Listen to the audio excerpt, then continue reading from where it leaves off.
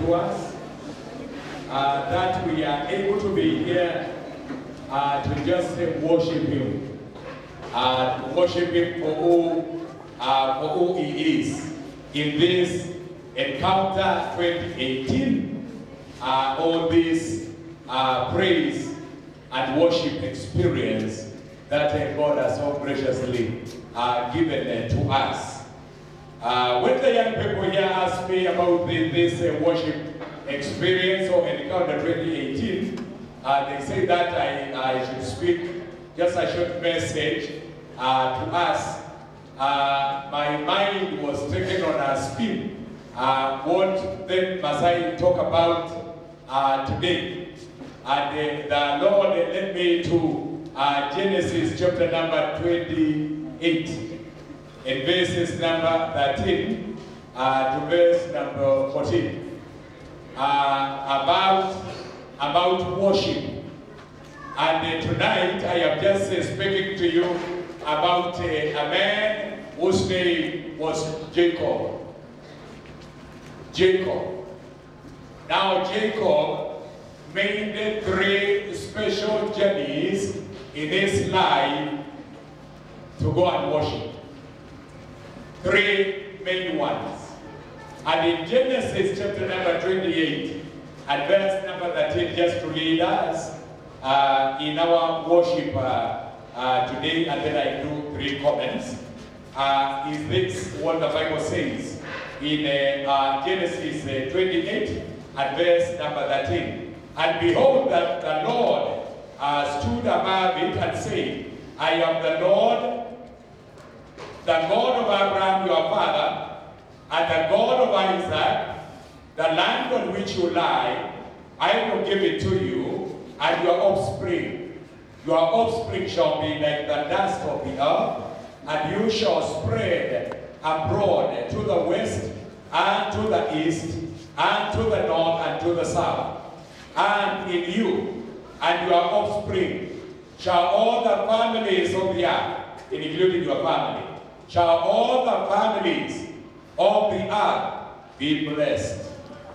Behold, I am with you, and I will keep you wherever you go, and I will bring you back to this land, for I will not leave you until I have done what I have promised to you. Then Jacob awoke from his sleep and said, surely the Lord is in this place, and I did not know it.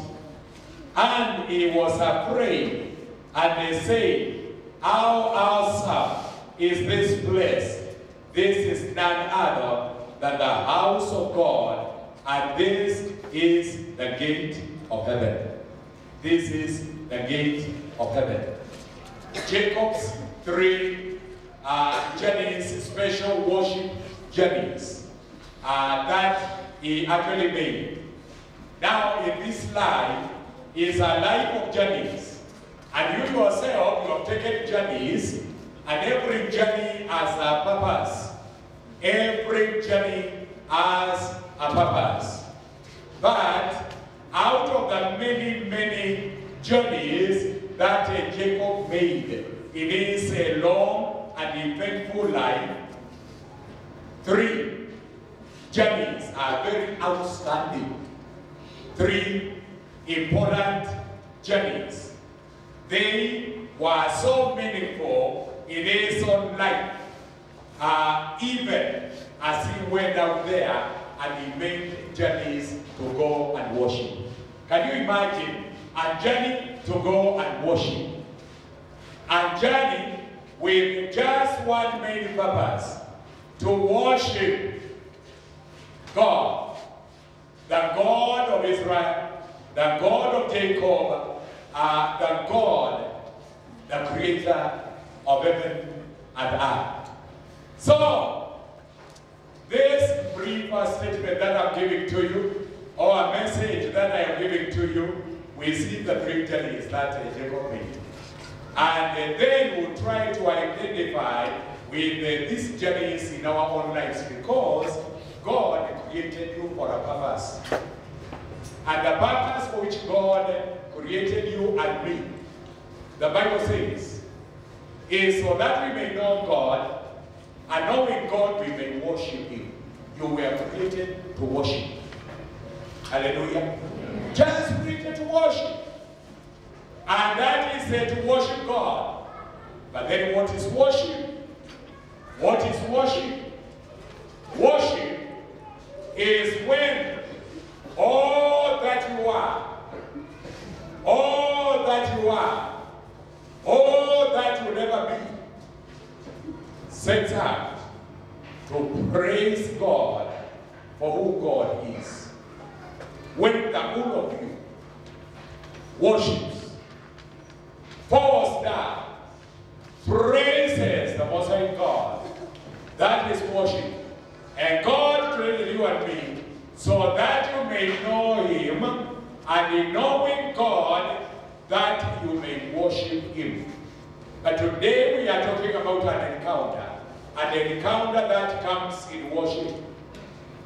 And God encounters us as individuals, because each one of us, there is no one with a destiny like the other.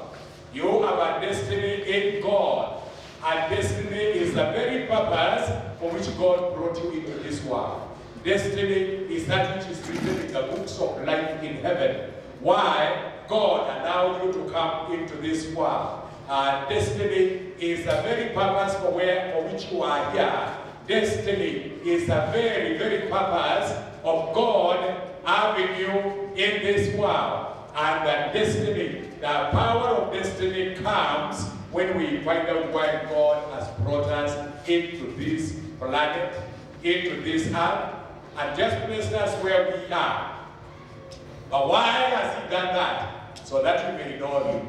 And in knowing him, that we may worship him. That we may worship him.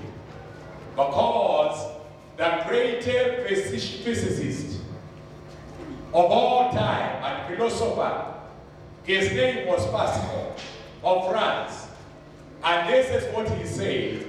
Pascal said, in every heart of man and woman, of every heart of every boy and every girl, there is a God-shaped vacuum. And that vacuum cannot be filled by anything else except God himself. Except God himself. Now there is a vacuum in our hearts. It is God-shaped. Men and women try to fill it with all manner of things. We try to fill it with things, materials. We try to fill it with beauty. We try to fill it with our careers and education. We try to fill it with the faith and with power and with all manner of things. But only God can fill that vacuum that is in the heart of each one of us. And conversely, no heart and no life will ever come to rest until we come to find our rest in the purpose of God for which he brought us into this world. Someone say amen. Amen. Here we have great journeys that this man made. And I want to tell you young people who are here, Jacob himself, when he made his first journey, worship journey, he was a young man. He was so young, he was not even married. He was so young, he was just a teenager, just like you. But he made a journey. And the journey that he makes, the first journey that he makes is a journey of worship. So the first journey was a journey to a place called Bethel. To a place called Bethel. Now Bethel is a name which has two words. One is Beth, and the other one is El. Bethel. And Beth means house. It means a house. And El means God himself. So when you put the word Bethel together, you have the house of God. You have the house of God, the residence of God, the presence of God. And therefore he made this journey to Bethel. And the first journey that he made was a major encounter with the living God. And all of us need to seek an encounter with the living God in our lives. Each one of us. Each one of us. And this was an encounter with the Jehovah God, the God of Israel, the creator of heaven and earth, the God of Abraham, and the God of Isaac. He is the creator. Beside him, there is no other God. He created all things by his power. He is the majestic, the omniscient God, the omnipresent one. He is everywhere. He is all-knowing. He is omniscient. And this God is immutable in that he doesn't change. So, he goes for this journey to Bethel, and when he gets to Bethel, there is a vision of God. Worship starts with a vision of God. Why? Because you cannot really worship a God that you do not know. And God who is not known cannot be worshipped. And therefore there is need to encounter this God of the Bible. There is a need to encounter this God of the universe, the creator of heaven and earth. He is the only living God. All the others are idols. They have eyes but they cannot see. They have feet they cannot walk. They have hands but they cannot assist nobody. And therefore, he gets a vision of God. He gets a vision of God. And therefore, the first thing that I want to say to you, ladies and gentlemen, is that godly life always starts with this threefold vision that this man saw. Three visions. It starts with a vision of God's holiness. First of all, we must come to know that God, Jehovah, Yahweh, is a holy God. Holiness means fullness. Holiness means true in integrity. Holiness means without blemish, with no mixture of anything.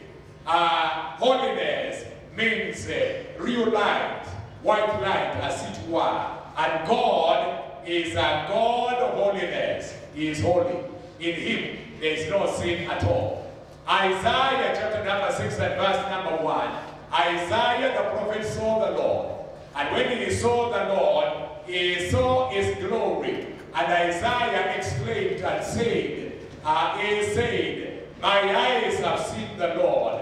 My eyes have seen his holiness.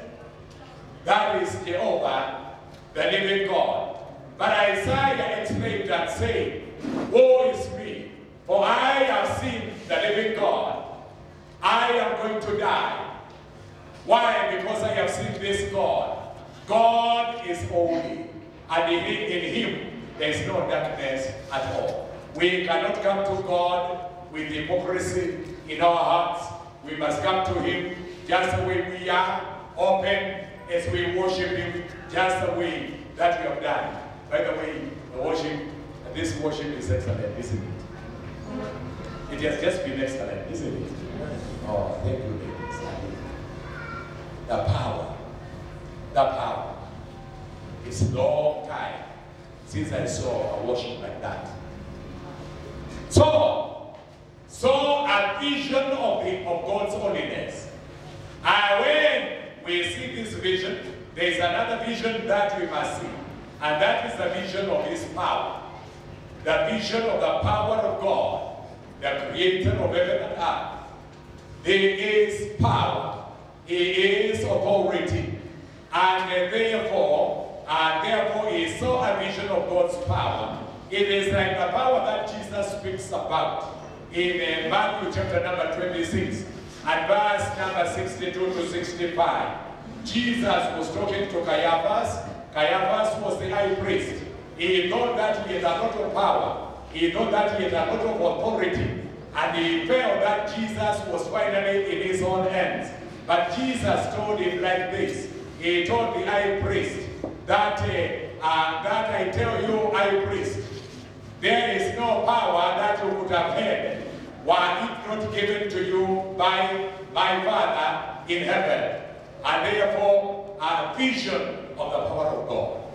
Vision of the holiness of God. As we come to worship God, we need to know that God is holy. He cannot be mixed. He is holy. He is holy. And as we encounter him, and this encounter with the living God is actually a meeting with God.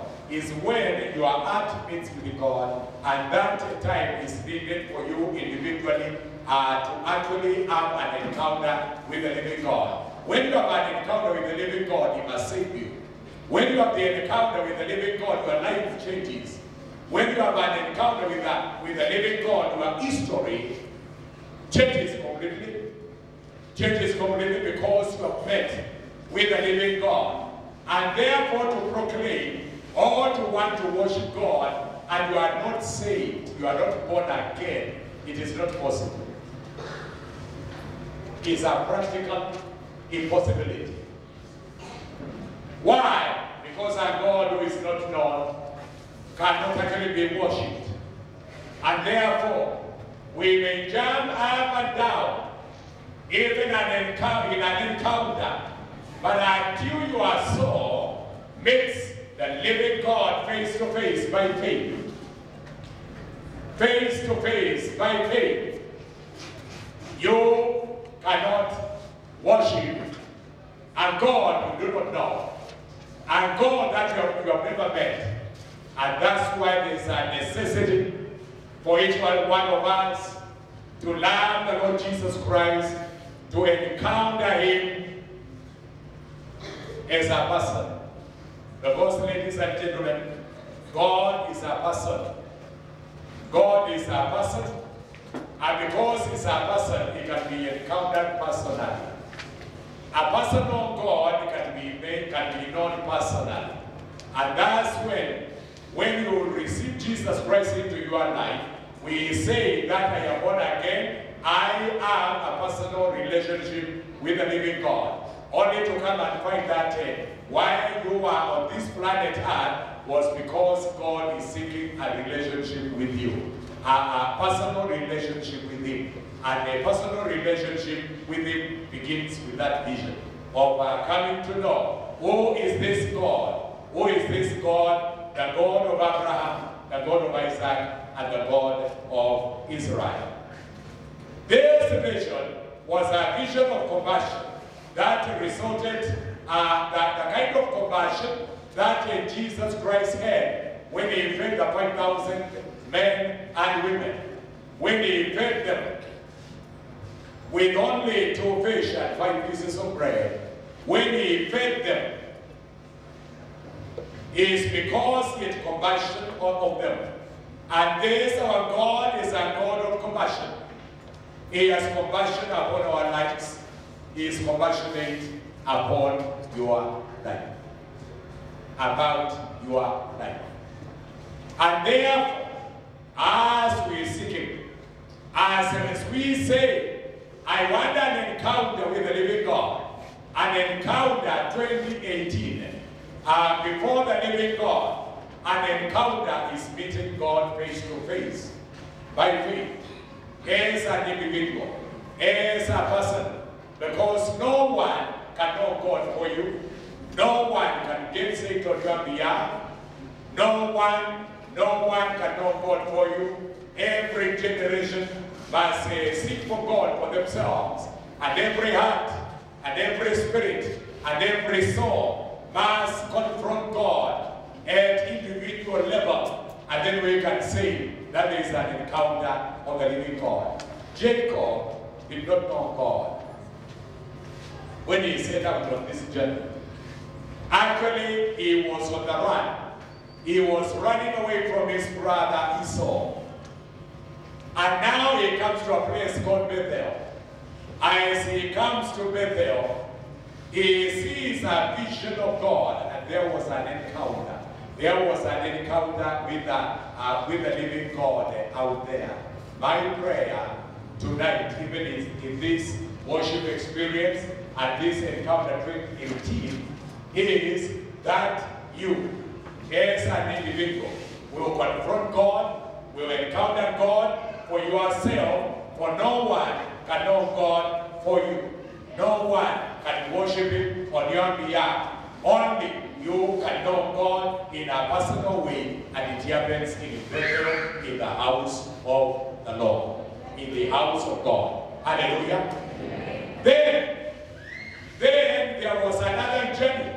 The second journey that Jacob made was to a place called Peniel.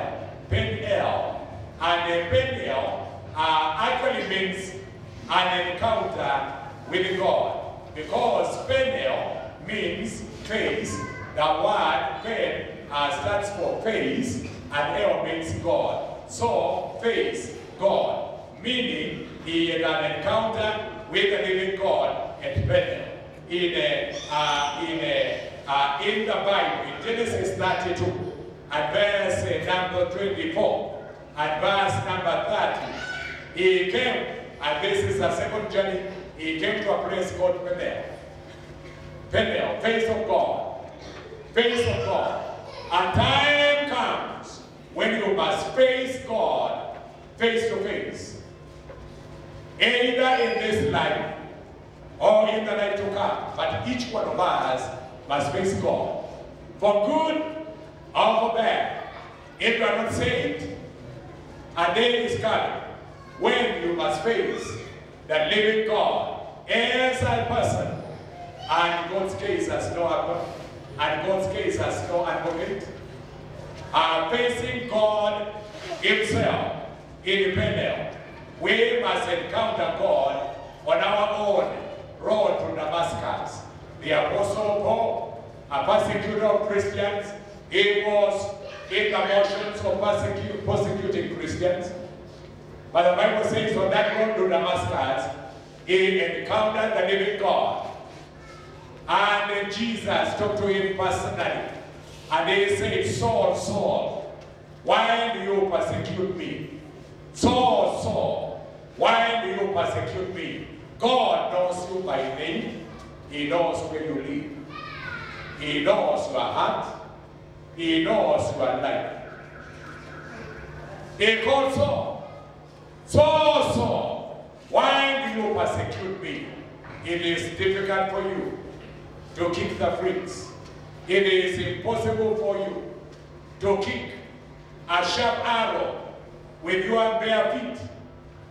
And that is what you are doing. He encountered the Lord.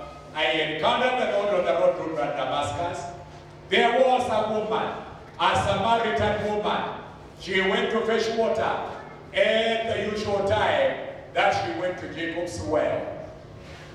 And when she was there, the Master, the Lord Jesus Christ, met her, and it was an encounter in the well.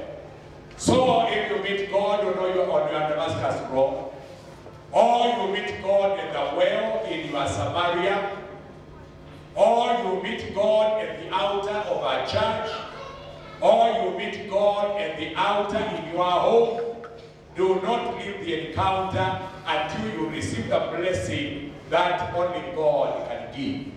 And the blessing that only God can give is salvation for your soul. Is salvation for your soul. That is the greatest thing in all the world throughout eternity, is to come to know God in a personal way. And then face God. You face your Maker. You face God in your life. And right there, your history changes. Jacob was never the same after Peniel. He met God face to face. And therefore, we may want a worship experience, ladies and gentlemen, but how can you have a worship experience worshiping the living God and you do not know Him? How can a man worship God without, first of all, encountering Him? Unless we say that even in our worship service like today, we can encounter the living God in our hearts as individuals. And the encounter with the living God is not only one. There are encounters even as we go, as we see Jacob encountering God now a second time. But whatever the case is, when you encounter God in your worship, in your coming to Him, do not live the way you came. Do not live the way you came until you receive the blessing that only God can give. Because in Bethel, Jacob wrestled with God. He wrestled with God to an extent, ladies and gentlemen, that it was almost overwhelming God. You know, God is a God of man also.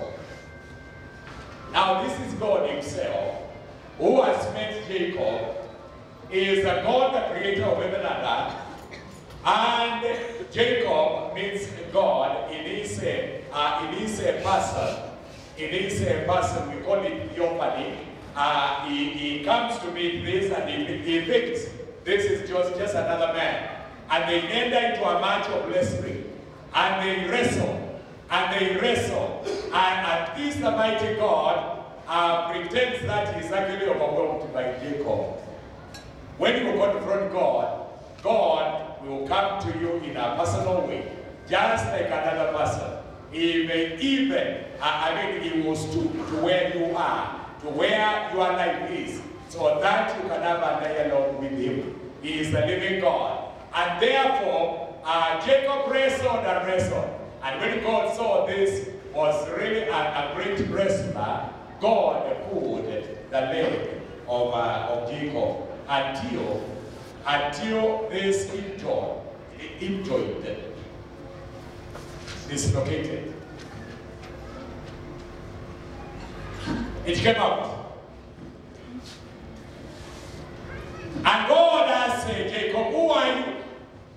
He said, I am Jacob. Now the word Jacob, the name Jacob means a deceiver. Every time he said Jacob, he was saying, my name is a deceiver. And he was a major deceiver. He started deceiving his brother in the womb. He was a trickster. He tricked his brother out of his birthright. He was a deceiver, but now he has met with God. You know, when you meet with God, whatever you are must change. And so when God called him, He told him, yes, you are Jacob, you are a deceiver, you are a trickster, but your name, your new name is Israel, a prince with the living God. Because you are the first man to wrestle with God, and you are still alive, I gave him a blessing. And when Jacob heard this was the Lord, he held on him, and he could not let God go. Of course, God would have just fled. But he held on him, and he said, oh God, I will not leave you until you bless me. Until you bless me. When you have an encounter with the living God, and we have had an encounter here with God in our worship today, don't leave your place of encounter without receiving the blessing thereof. The blessing that comes from God. Let me finish by that journey that Jacob makes. And this was a major journey. This is the third journey that he makes. Now, you need to know that the first journey was to Bethel, the second journey was to Bethel, and they were very brief journeys. But this third journey was a very long one. This third journey was long in terms of period. And this is what God told him. This third journey to Bethel, it was a journey to worship God. Now he could worship God that he knows him. Now he could have a real encounter with the living God, because now he knew God, and that God now knows him.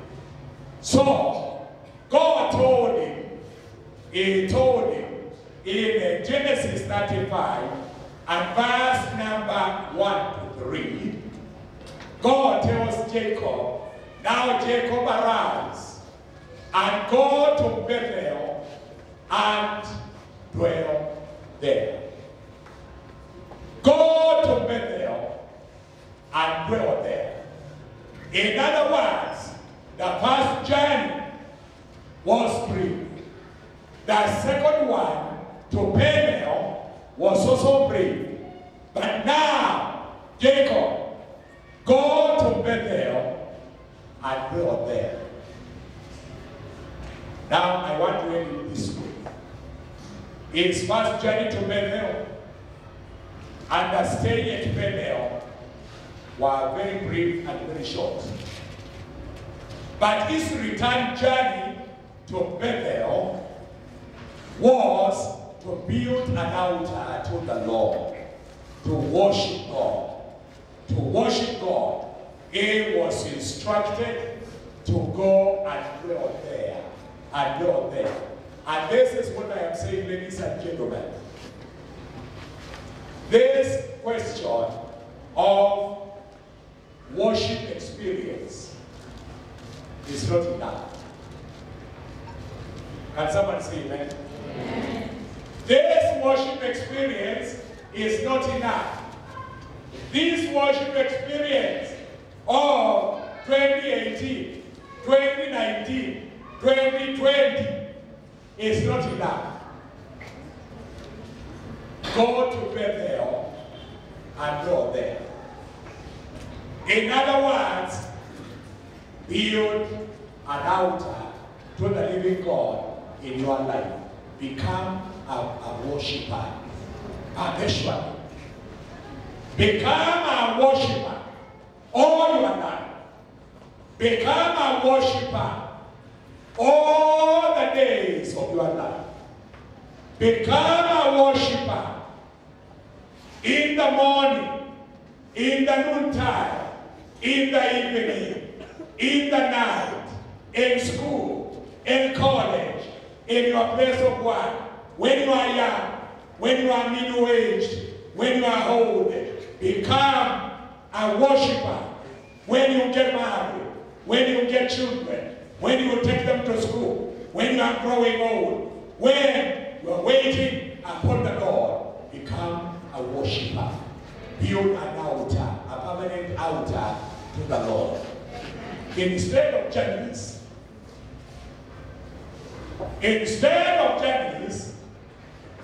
worship the Lord. Now, everything. Dwell there.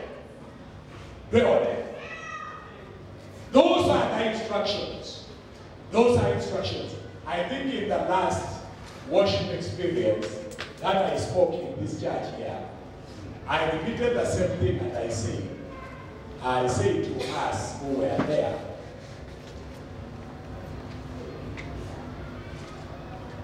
programmed worship is not enough. Amen. Programmed worship is not enough. And you know we do it also on Sundays. On Sunday we say I am going to worship service. And then you come to a worship of 2 hours or 1.5 hours. And even now, churches are cutting that worship time to almost zero. This world is slowly coming in the hands of the devil. And now there are countries like Jamaica, where even our worship service is tied to 1 hour. And it must be between 9 in the morning and 12 noon. If you go overtime,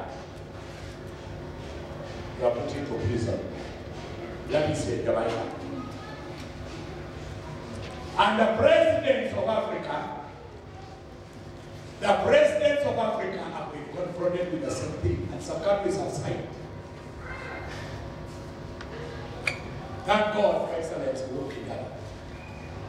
We refuse to sign it. Okay. And it's going to be implemented to curtail worship, to curtail time for church, to curtail worship to the living God, because this is a war that is led by Satan himself. But despite that fact, God is telling Jacob, Jacob, this time go to Bethel. And when you get to Bethel, build an altar of worship. An altar of prayer. And when you have built that altar, Jacob dwell there. Remain there worshiping. Call your heart into attention and worship the Lord. So that then we can worship the Lord all the time. All the time in your life as a young person, and to know that I will worship the Lord until I wake up in heaven. Dwell there. Jacob dwelled there. And in this third journey, he came. He built an altar to the Lord. He worshipped and he worshipped. And his family came. And they dwelled in Bethel, the place where it was called earlier Luz, where the place where before time, Job worshipped the living God. And therefore our entire life should be one continuous worship experience. That is my thesis. Our entire life ought to be a life of worshiping God all the time. One thing I like about Muslims is that Muslims are not afraid to worship God. When it is time ya kuswali, anaanguka mahali alipo, anaangalia Maka, anaabudu Mungu yake, ule Mungu anaitwa Allah. But you need to know that Allah is not Jehovah. Allah is not Jehovah. Allah is the Holy God, worshipped in time immemorial in Arabia.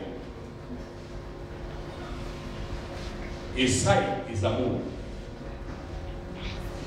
But you cannot beat them in worship. I fall down wherever they are until you and their foreheads become black.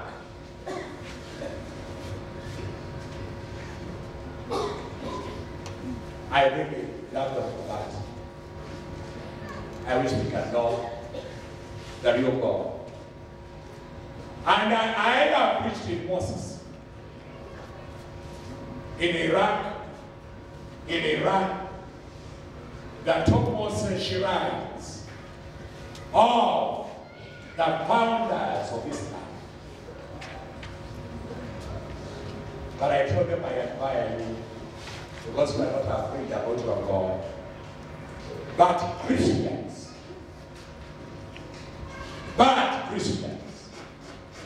are scared about their God. And we shy off. Some of us who cannot even say, I am born again. Some of us cannot even give a testimony. Some of us cannot say, I love Jesus. But our day is coming when we must go to Bethel and dwell there. And build an altar to the Lord. And right there, worship the Lord. And then our lives becomes one continuous experience of worship. Our life then becomes a continuous encounter with the living God.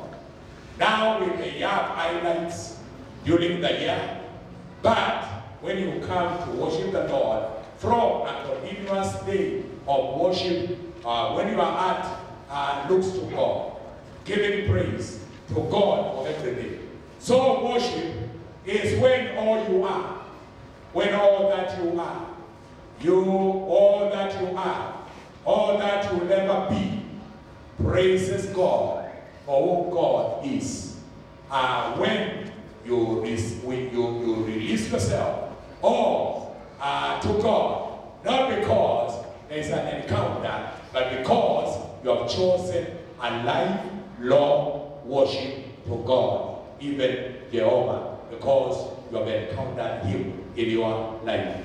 In the conclusion, is this: it is my prayer that you and I, that you worship, that your worship experience is not just for today, but it's a journey that you have started, and you are established an altar in your heart, in your Bethel, in the house of God, in your heart, out there, and continuously you are purposed to worship the living God.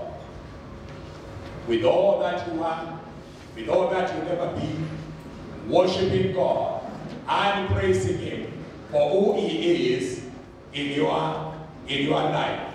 In other words, dwell there. Dwell in Bethel.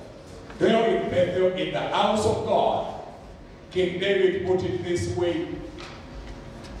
After Jacob, King David said, in Psalm 23, he said, and I shall dwell in the house of the Lord forever and ever. I shall dwell. I shall remain there. I am a worshiper of the living God. I shall dwell in the house of the Lord, and that is forever and ever. And therefore, worship is focus. The focus of worship is on God the Father. Not us, not any one of us, not the church, not the place where you are, not anybody, not any woman nor man, but his focus, the focus of worship is on God the Father. Through God the Son, because He's the way, He's the truth, He is the way, the truth, and the life. And no one can come to God and worship Him except through Jesus Christ in our lives. In the power, and we do that worship in the power of God, the Holy Spirit, because you shall receive power, even power to worship, when the Holy Spirit has come upon you. And you will be my witnesses in Jerusalem and in Judea and into the uttermost parts of the earth. Every eye is closed. Let us pray. Every eye is closed. And we are before the living God at this time. Jacob, go to Bethel and dwell there. Don't make a short journey. Don't just be satisfied with an encounter. Just don't be satisfied with an experience of meeting with God, but dwell there. Worship the Lord all the time in your life. But then worship to God, it starts with a vision in your soul, and a vision in your life. The vision of who God is. You may be here today in this worship service, in this encounter 2018. But when you look at your life, you are saying, I know who I am, but I am not saved. I am not born again. Jesus Christ is not my Lord and my Savior. I'm still seeking for Him. I'm still looking for Him. But today, you have heard that God does encounter His people. And you are here today and you are saying, I want today to really experience God. I want today to give my entire life and my entire destiny to the living God. I want Jesus to come into my life and save my soul. Then I will be a worshiper forever and ever and ever in the altar of my soul. It begins with Jesus in your life. And you are here, and you are saying, I am here, and I don't want to leave Bethel without God in my soul and in my life. I want Jesus, and I want him today in my heart. When every eye is closed, and we are before the living God, the one who shall judge the living and the dead, the one who knows and understands all about us, you are here and you are saying, I want Jesus in my soul. I want to be saved today. Just raise up your hand where you are. In the secrecy of this sanctuary today, in the secrecy of this altar, when every eye is closed, you are there before the Lord and you are saying, I want Jesus in my life. Raise up your hand. We'll pray for you as our eyes are closed. Just raise up your hand. You are saying, I want Jesus in my soul. I want him to save me. Then I will dwell in the house forever, of the house of the Lord forever and ever. I will become a worshiper of God in my soul. Raise up your hand. Thank you. Thank you. Thank you. Thank you out there. Thank you, young ones out there. In the name of Jesus. This is a real encounter. Raise up your hand and never ever be afraid. The Lord Jesus Christ, he died for you. Receive him into your heart and into your life. Raise up your hand. Thank you. Thank you. Thank you. Thank you. Thank you. This is an encounter. Encounter God now in your life.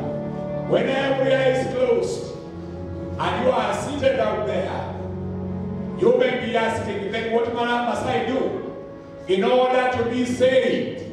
In order to become a worshiper forever in my life? In order to experience God forever in my life?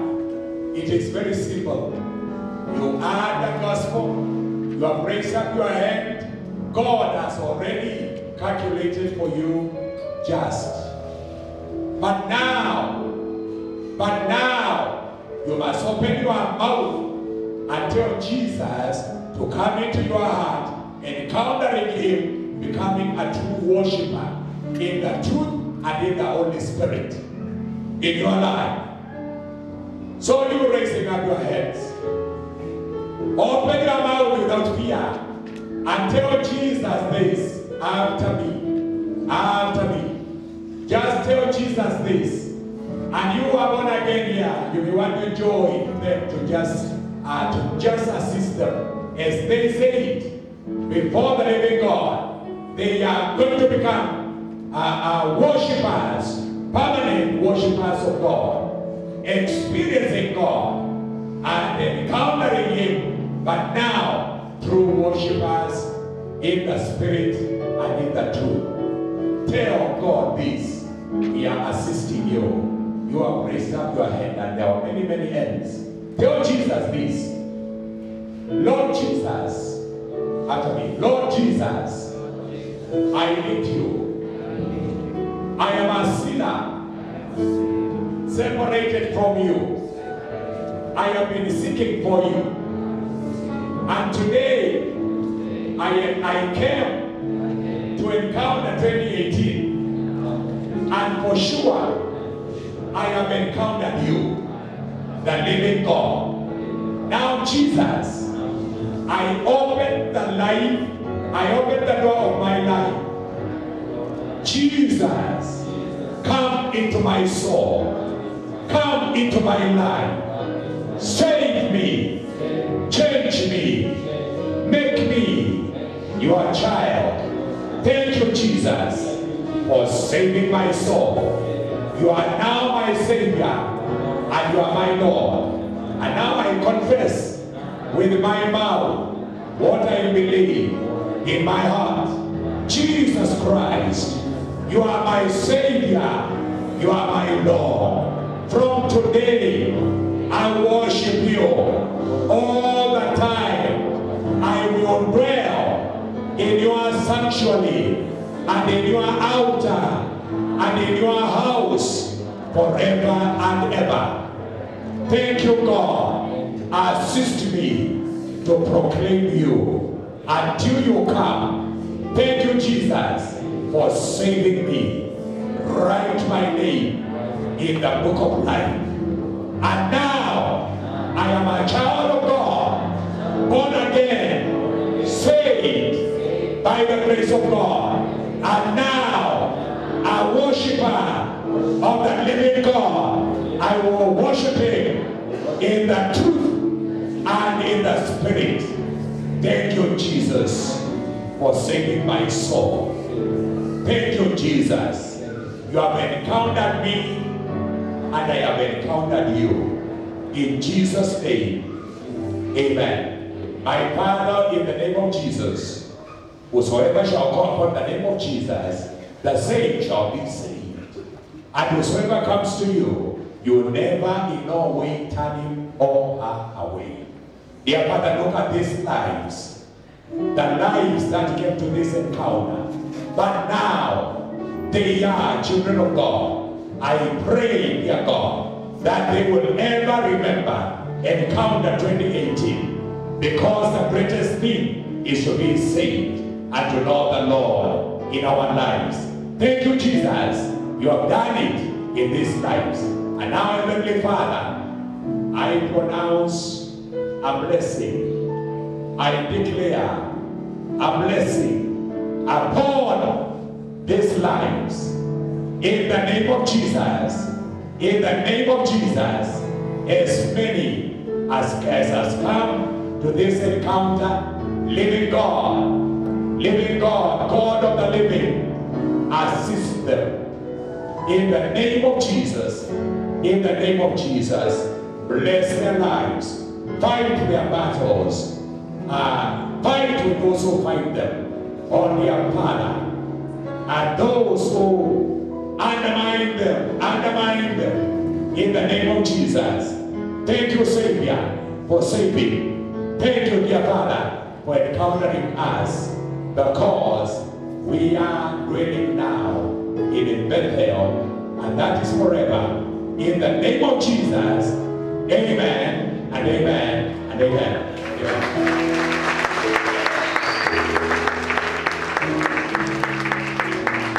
Hallelujah. Bwana asifiwe. Let us continue appreciating our senior pastor for the word.